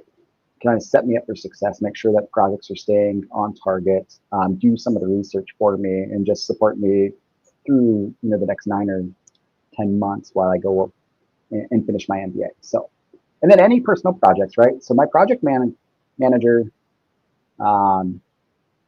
really helps with upcoming affairs, right? When we talk about new things or things in the pipeline and deals we're working on or partnerships that we're reviewing, that personal project manager really helps kind of keep those moving forward and ensures that we don't stall out. Right, so multiple entity bookkeeping, real-time financial dashboards, right? We use things like Notion and QuickBooks and a few other different financial tools, but they maintain and run all of that, right? We've learned how to use things like Ramp to pay bills. We have a digital mailbox that all of our mail goes through. And so it takes some time to get to a point where you understand how to utilize all this technology to set your global team up for success. But we found over time, we have digitized everything in our business and made it accessible to our virtual team members, and they are able to execute on all of these things thanks to technology and thanks to their skill set. So this is a little bit about our commercial sales structure, right? So we talked a little bit about our head of sales. We have sales development reps across all of our businesses. Essentially, their job is to drive lead generation. So they are emailing, calling, LinkedIn messaging, following up, setting appointments, and they're managing our CRM process. And this is the whole life cycle of this workflow is all owned by virtual staff. There is nobody here based in the US that's actually touching this. And we're talking about digital growth, right? So web development, data analytics, website optimization, social media management, all of that done. It's all outsourced. Obviously, there's some feedback that comes from myself or my US-based team or my US-based leaders, but that is another thing. Like I said, we outsource all of that and continue that partnership and continue to build upon that as we grow. And this just talks a little bit more about what my project manager does, right? So M&A tracking, I'm in the business of buying businesses. It's pretty intense when you're going through due diligence and post-acquisition. And so we have somebody making sure that we're hitting our timelines, making sure that we have the right documents, that things are signed when they're supposed to be signed. And then post-acquisition, just things like making sure that the mailing addresses get switched over, bank accounts get switched over, those things. That project manager ensures that we do all those things. And then we talk about like integration. So we continue to scale our Batteries Plus business.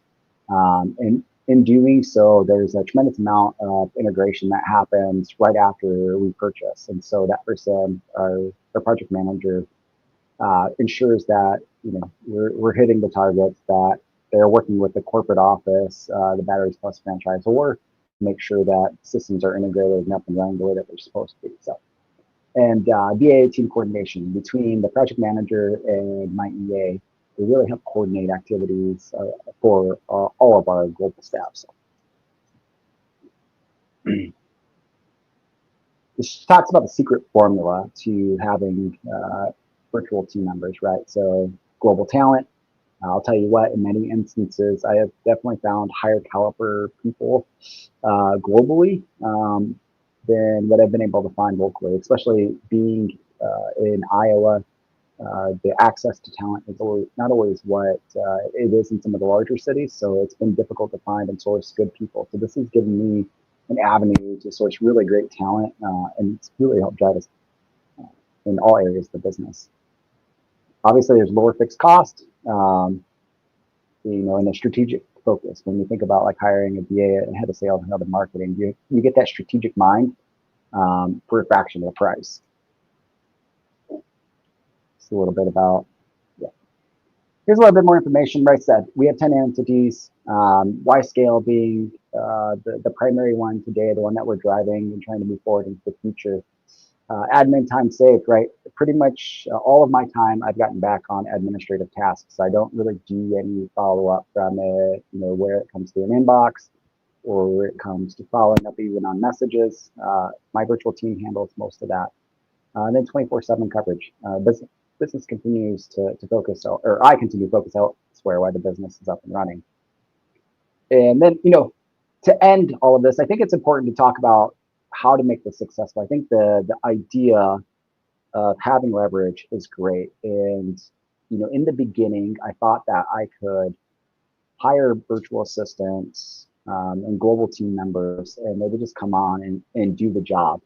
And what I found was I failed over and over and over again at that. And one of the things that I learned was I really need to put the work in up front to sit down and figure out what it is that person needs to be doing and how they need to be doing it. So that upfront investment paid off tremendously. And as I got better at this, we spend much more time like designing a role. I think Mike talked a lot about it. Like you need to write down the tasks that person is going to be doing and make sure that it's clearly understood and the expectations are clear.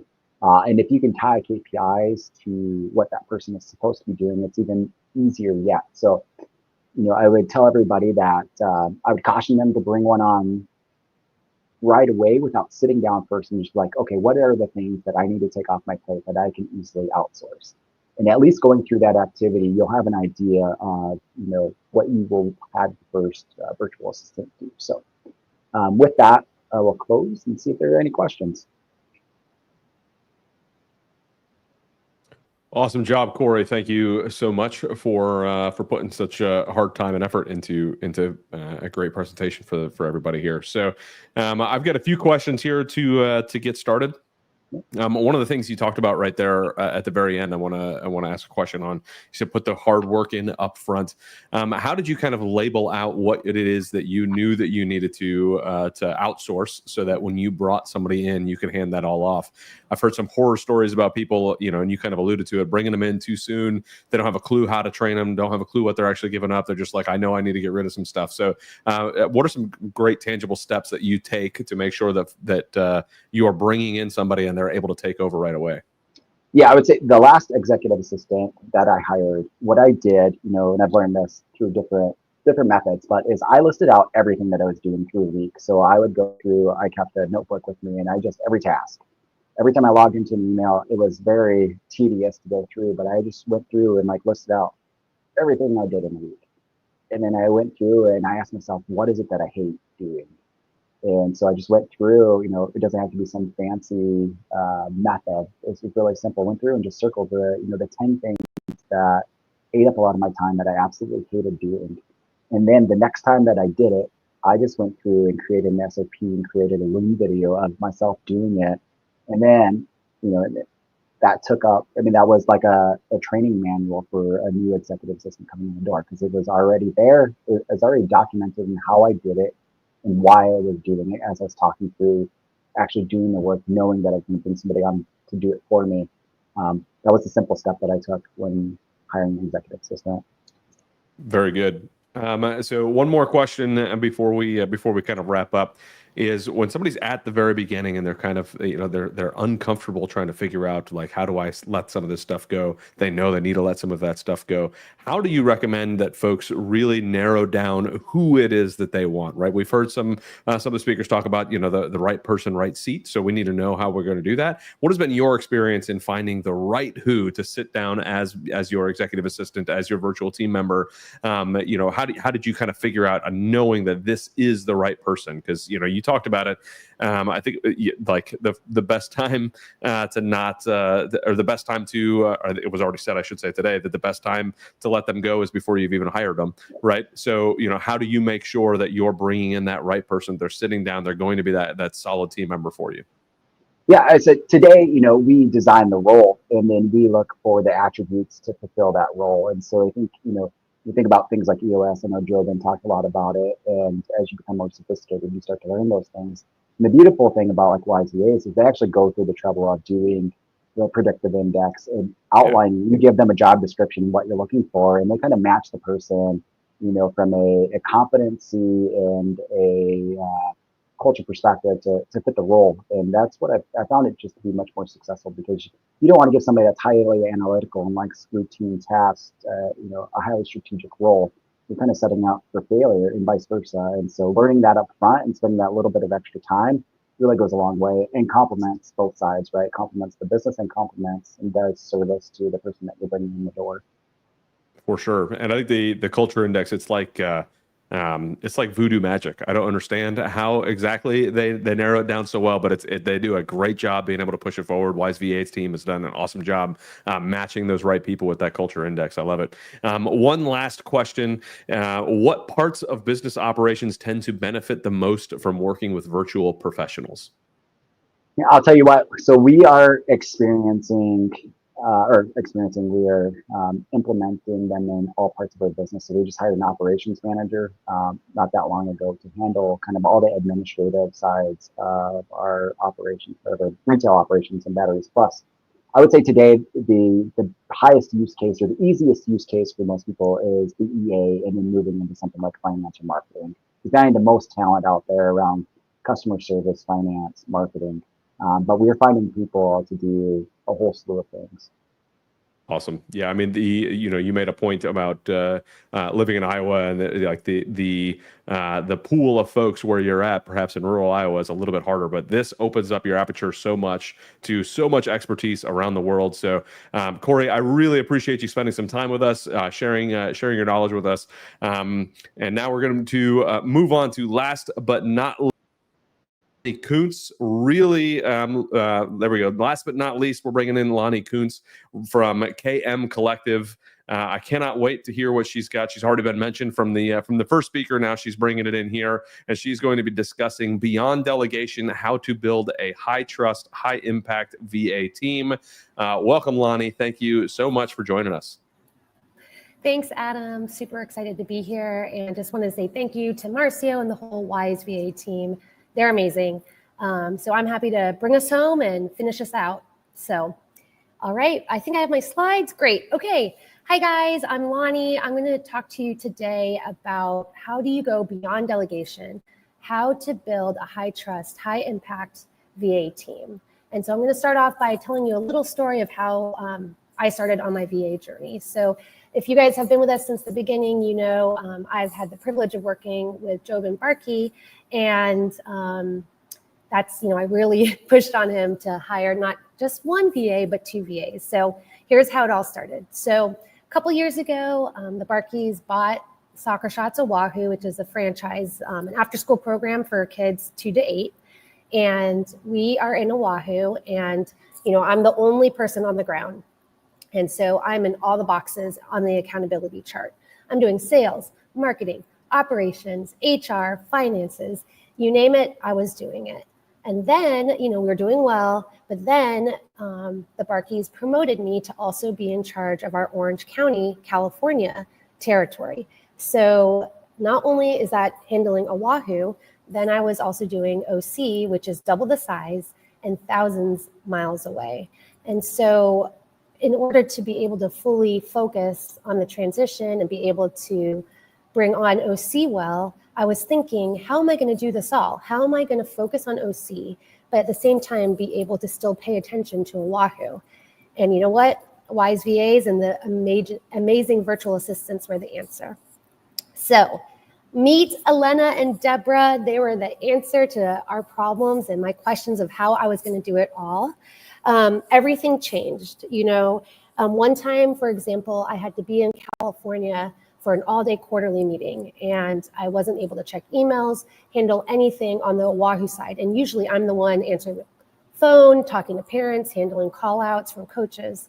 And so I was a little nervous to see how things would go with me being out of pocket for a whole day. But you know what? When I checked in, it was amazing. Every email handled, every coach call out handled, weather cancellations because it rained handled, and even the report that I have to do every week for our LT team that takes a lot of time and I dread doing, it was done, it was ready, and it was waiting for me. So that is when the light bulb, lit up, and I was like, wow, Elena and Deborah are not just assistants. They're really taking ownership and part of our team. And it just really just blew my mind with what you can do with VAs. And I think it was maybe Mike that was saying, doesn't call them VAs, they're team members, which is very the case with us as well. So today I'm going to show you, like I said, how to build, not just to delegate, but really how to build a team with trust, clarity, and shared ownership. Okay, so as I've been kind of moved into consulting, I've been seeing with lots of other small business owners or business leaders that there's several pitfalls or challenges that can come up when they're thinking about onboarding a new virtual assistant or team member. So the first one that I see all the time is, and I know Corey and maybe Mike spoke to this as well, is that most leaders are overwhelmed. They're not really sure what to delegate. So they either hand off everything or don't hand off enough because there's not enough context. So what our team did to help, and I'll just mention these briefly because I believe Corey also talked about it, but you start with a quick wins delegation list. You write everything down that you want that you do, and then you can look at it and say, okay, what are some things that I'm good at, but I don't want to do or I don't have time to do? We like kind of looking first at maybe top 10 delegation items that are, low risk but high relief tasks that really get some traction going. We also did something called a start, stop, keep weekly exercise where you're, as it's an evolving process, as you're figuring out your new teammate and they're figuring out you, you're checking in and seeing, okay, let's start you delegating, you taking over this task. Let's stop. We're going to switch with that, and then let's keep on a task that you're doing. And I think a big reason, and I think someone mentioned it before, is not just giving tasks. You really want to tie in the why to your bigger goals of what the task that you're assigning, so that there is a bigger understanding, and that allows for more ownership. Again, we have lots of tools at KM Collective. I'll be listing some here in the slides, but I won't go over each one. But yes, like I think maybe Corey also talked about, or Mike talked about looms. We talk about what does success look like. We're all about communication and clarity. Your amazing VAs are not mind readers. And so it's really important to be clear on the expectations and what does success look like. Another pitfall. Some leaders say, well, I don't want to micromanage, but I'm afraid that things might, the ball might get dropped or things might fall through the crack. So yes, without structure, delegation can feel risky. You either feel like you're hovering and you're double checking or triple checking everything they do, or you're not really sure, so you kind of step out completely, but then you're worried, are things really getting done how I want them to get done? And I believe this is what Mike was talking about with KPIs. You're having a platform. What we did is we used Monday Board. It's a really great way to just stay on track, seeing where our tasks are. You see the due date, you see clear ownership of who's in charge. You can make notes in there. You can, attach it, integrate it with your Google Docs. It's a great way to stay on track across your whole team. We also do our weekly L10 meetings. We also run on EOS, which I know some people have talked about, entrepreneurial operating system. And part of that is having the weekly L10 meeting. And our VAs are part of that. They're not just, an assistant that takes notes. They are definitely a team member that's part of the meetings, that, has rocks, that's definitely part and contributing to what's going on. And then we use Slack for real-time updates. I think, you definitely want to be available for your VA to be able to ask questions, even if it's not, a live or a video call every day forever. You still want to set up time to connect, and that they feel that you are available to ask questions. Again, we would use priority tags. We'd be very specific on what I need from the VA to complete the task. Third pitfall. Some leaders have found maybe they got a VA and thought, oh, well, they're not very proactive. So sometimes VAs, not our WISE VAs because they're amazing, but sometimes VAs can wait to be told what to do. But we want our team members to own it. And like I said, we run on EOS, and part of that, like Jobin talked about, is that we hire people that are right people, right seat. So, Elena is so good at customer service, writing emails. So we could see that. So we put her in the seat of, really leading on her communications. And Deborah, while she's great at doing emails and she does an amazing job, she's really a rock star at spreadsheets and data crunching and doing reports. So she's lead of that. So we really, we don't just try to force like one size fits all. We really try to integrate them where they're going to be great on the team, which I think Corey does a great job using several different VAs and putting them in different parts to see how all their strengths work together. Another thing we do with EOS is we really want to align with our core values. It goes back to what Jobin was saying. If you find the right people, it's your success and your efficiency is going to go way up because you're just already going to have that alignment. So, for example, some of our Soccer Shots core values were we own it, we pursue excellence, we help first, and we are fun. And so right from the beginning with Elena and Deborah, we onboarded them and we told them and we shared with them, these are our core values. We asked them, where do you see yourself aligning with these core values? And I really feel like they really felt part of the team, not just someone on the side that, we were giving extra tasks to. And then, you know what, we would celebrate them publicly in our team Slacks. We'd say, hey, Elena did a great job. She wasn't, supposed to take care of this task, but she saw what needed to be done and she stepped up and she exhibited help first. So we really celebrate them in public. And then we also, ask for feedback. I think maybe it was Corey or Mike said, that feedback loop is super important.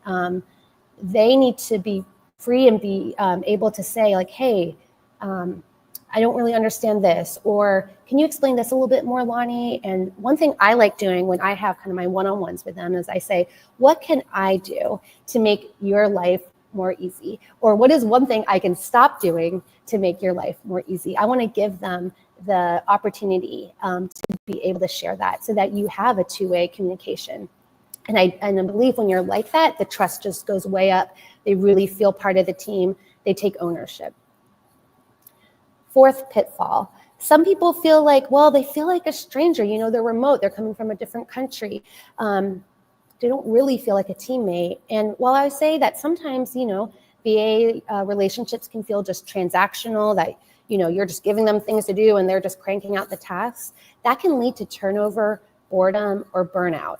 And what we did to really integrate them to feel part of the team is that we were very intentional about getting to know them personally, not just as a coworker, but as someone that's we call it in Hawaii, the soccer shots ohana, the family. So what we would do is, when we have our weekly meetings, we don't just jump right into KPIs and scorecards and IDSing. We first talked about, hey, what was something from the last week that was a win for you? Or what was your personal best from the last week? So that we get to hear about their families, their culture, their hobbies, what they like to do. It really made us feel like we were connected even though we were, physically far away. Another thing we'd like to do is just some Fridays, we play some virtual Pictionary, which is always a lot of fun, especially coming from two different cultures and just learning like, oh, that's not how we would, draw a car, but it was a lot of fun doing fun things like that. And then also, as much as possible, we would use face-to-face video conferencing. We'd use Looms so that they could see our face and our expressions as we're describing things. We never wanted our VAs to feel like just transactional. We wanted them to feel part of the family. And lastly, finally, another pitfall that I see is that some leaders think, well, I trained them once, but I'm having to keep explaining or reminding them what to do. And you know what? If that's the case, and if your SOPs just live in your head alone, guess what? You are the bottleneck. It's not the VA's fault if you don't have a clear process. Again, tying back to EOS, one of the core tenets is that in order for a business to have traction, you really have to have each department have a clear, simple, efficient process that everyone owns and that they do. So, just like the other speakers before me were saying, you have to have clear description. You have to have a clear document with a video, with a Loom video if possible, saying like, okay, this is exactly how we do, program registration. This is how we do refunds. And by doing that, it gets out of your head and it is able to be scalable and repeated. Again, SOPs are never just you do it once and you stay. It is an evolving, or it's a live document that we create with our VAs so that, sometimes they have great ideas. And they said, Lonnie, I think knowing the system, I think it might be better if we tweak this or we change that. And we take their feedback and we integrate it because, they're the ones really in the system more day to day. We made a whole cut like the process Bible or a process manual where, we're adding all the time to that. So the VAs have access. They can also submit feedback and edits as necessary. And then the best thing to do, have your VA be able to train your next VA. So we actually had hired Elena first. And then I was like, Jobin, we need another one. And he graciously said yes. And then I had Elena really kind of think through what she's doing and then practice and actually help train Deborah. And that's the best way to really see that your VA is understanding your processes. So I'm going to bring it all home. So what does it look like? What does it take to build a high trust, high impact team. And you know what? You don't need fancy systems. You don't need a big budget. You just need clear values, simple systems like EOS, which we run on, real connection, and a little fun. You know what? Delegation saves time, but trust scales. And a great VA isn't just a helper, they're a multiplier. So here at KM Collective, you know, we are powered by Wise VAs. We are really a VA concierge and other fractional support that we match small businesses with that right fit support. So we have fractional COOs like the amazing Corey. We do bookkeeping, social media specialists. And not only do we do the matchmaking, we also provide the support with the onboarding and training, especially for the VAs. All of those tools that I went over, we would help you. If you're like, I know I need a VA, but I don't know where to start, we will help you. We will set that up for you so that on day one, your VA can start with you in a place of ownership, alignment, and just that clarity and ready to go. So, check us out. There's a QR code. You can send us an email at hello@kmcollective.co. And yeah, I just really thank you for the time and just really appreciate the chance to be here. And just want to end it with, when you go beyond delegation, you don't just lighten your load, you build a team that leads with you. And that's it. Lonnie, that was awesome. I love it. It's so actionable. I love the presentation. Thank you so much for jumping in and sharing all that with us. You can tell that that you have that passion behind keeping that team together. It makes sense that you do a lot of stuff in sports and ensuring that the team is getting together and doing other things. So so thank you for that. I've got a couple questions here that I'd like to ask. Sure. It's again, with you and your personality, it sounds like you're already set up and ready to have people be engaged and make them feel a part of the team. How would you recommend somebody like me who may come in a little bit more cold, a little bit more like knock this out and I'm on to my other thing? How do folks like myself ensure that we're helping these virtual team members be a part of the team and feel like they're included and engaged with us? That's a great question, Adam. Yeah, definitely, personalities, not everyone's maybe as bubbly as me, but you can still do, I think, intentional things that you feel comfortable that, kind of aligns with your personality. But I think the main thing is really honing in on your core values, because if you're kind of sharing with your VA, okay, this is what's really important at our business, and you have that alignment, I think just taking the time to really connect there is going to go a long way. Even if you don't have time to play Pictionary, and that's okay. I mean, I think just thinking of little ways that you can just see them and treat them as a real team member, not just someone that you're giving tasks to. And of course, if you need help, you can call on me, Adam. There we go. Exactly. Yes. Very good. I think I've got one more question here, and it's kind of a multiple level thing. So I've talked to folks when they're bringing on virtual assistants or virtual team members that there are different levels of conversation, right? Different levels of communication, I should say. You could send a quick text, but that doesn't necessarily make the most sense. That it can't receive exactly what you're trying to say. You can send an audio message, but a video message would probably be the best way to do it. Do you have your own ideas on the best way to communicate with folks that may not be able to step into your office on a daily basis, that you're not able to just walk over and coach them right away? How do you make sure when you see something, you can get the highest level of communication possible with your virtual team member, and vice versa? How do you recommend they communicate with you to get the highest level? Great question. Yeah. So definitely, I think, for us, text is, if it's super urgent, you just need a quick, hey, I need to know, what's the passcode to this, or what are we supposed to do with that? That's fine once you've built that trust and the understanding. I think for sure that being to do anything where you can, videotape yourself with your face, just using Loom or Vimeo, I think is great. Sometimes people just don't get the context if you're writing an email or even a text of, what you're asking or what you're needing or what you're meaning. So I think anytime you can have that in-person, face-to-face, virtually is super helpful. Absolutely. All right. Well, we do have one more from YouTube, actually. So how can you tell when I've How can I tell when I've reached a point in my business where bringing on a VA is necessary? And then how do I know when it's time to hire more than one?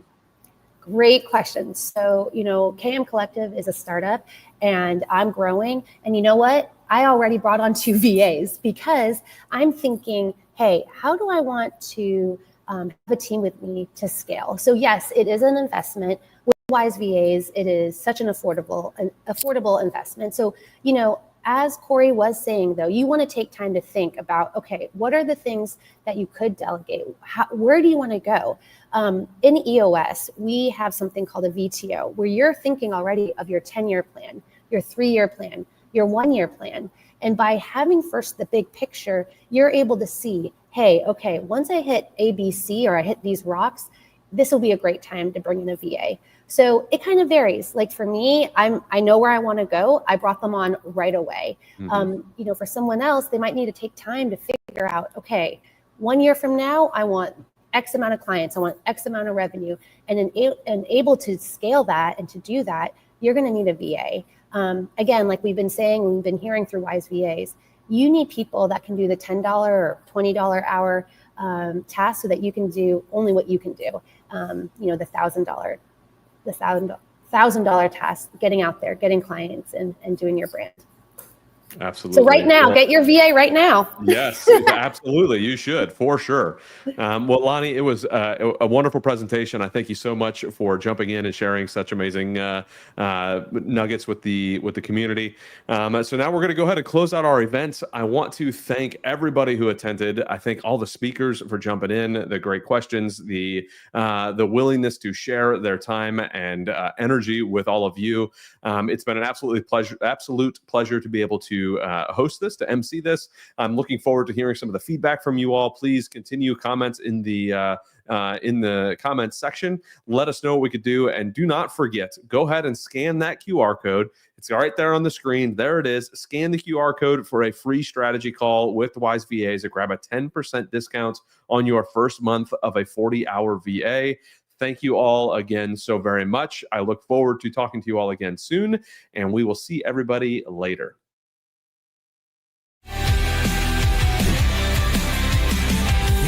Brains, the drive, the will, knocking down tasks, going in for the kill. From data to deals, we handle it all, keeping you sharp, standing tall. Wise VAs, your behind the scenes crew, making it happen while you chase what's new. Smart, skilled, always on the grind, freeing your time so you can shine.